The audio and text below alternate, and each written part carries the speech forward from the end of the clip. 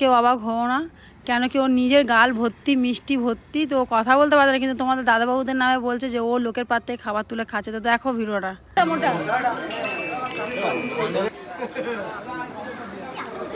Viral হবে, viral.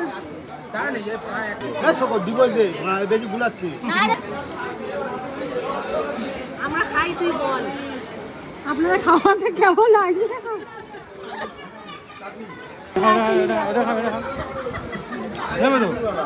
খেতে নেই ভাসুরের একটা বৌমাদের খেতে নেই। তো আমরা এখন খেতে বসে গেছি। এই যে কে আজ সবাই দেখো,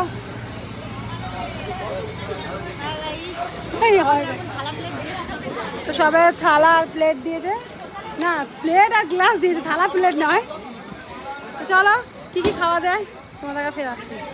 যে রাধা পল্লবী আর কাবলি ছোলা তরকারি করে খাবি না সবাই ঠিক আছে। আমার বল লাস্টে এসে ওই তো চানা কি আছে